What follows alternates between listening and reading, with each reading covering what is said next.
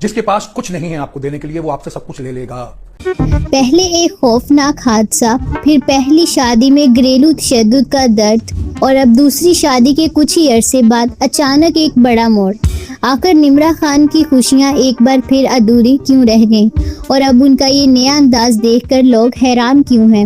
اصل حقیقت جان کر آپ بھی سوچنے پر مجبور ہو جائیں گے.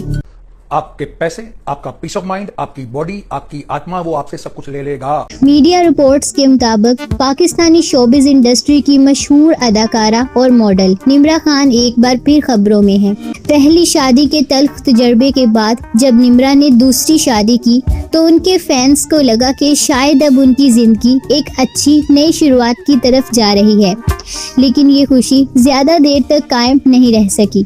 کچھ ہی عرصے بعد نمرا اور ان کے شوہر کی جانب سے سوشل میڈیا پر ایسی پوسٹ سامنے آنے لگی جنہیں لوگ ایک دوسرے کے لیے اشارہ سمجھنے لگے.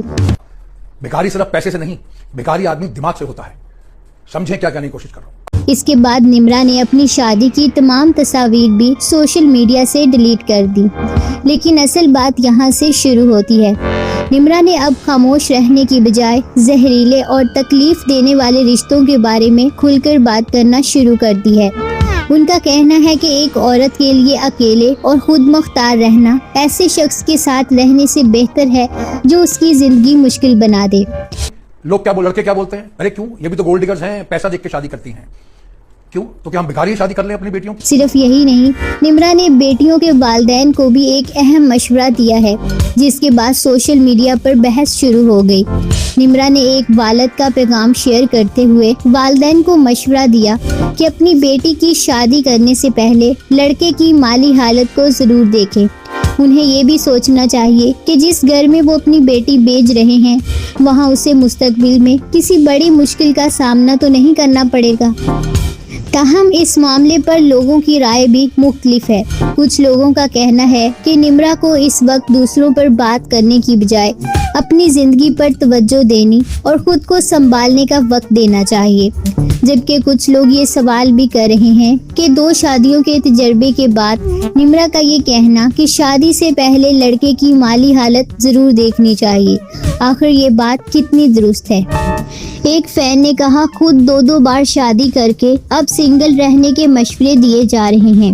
ایک اور فین نے کہا نمرا کو اب تھراپی پر جا کر ہیلنگ کرنی چاہیے. ایک اور فین نے کہا بکھاری صرف لڑکے نہیں ہوتے، لڑکیاں بھی ہوتی ہیں. It's not a gender thing, it's a mind thing.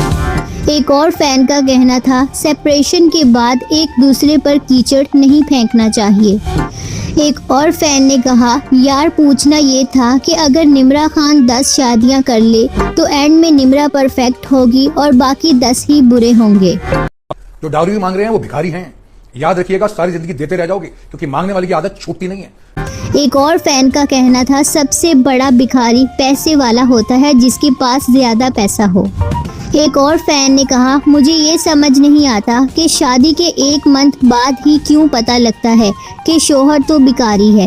جو شادی سے پہلے اتنا لمبا ریلیشن شپ ہوتا ہے اس میں کیا اندھی محبت ہو گئی ہوتی ہے کہ سارے نقص عین شادی کے اگلے دن ہی پتہ لگتے ہیں. یوں نمرا خان کی شادی اور ان کے حالیہ بیانات ایک بار پھر سوشل میڈیا پر بحث کا موضوع بن گئے ہیں. کچھ لوگ ان کے ساتھ کھڑے ہیں جبکہ کچھ ان کے فیصلوں اور بیانات پر سوال اٹھا رہے ہیں. اب حقیقت کیا ہے یہ تو آنے والا وقت ہی بتائے گا.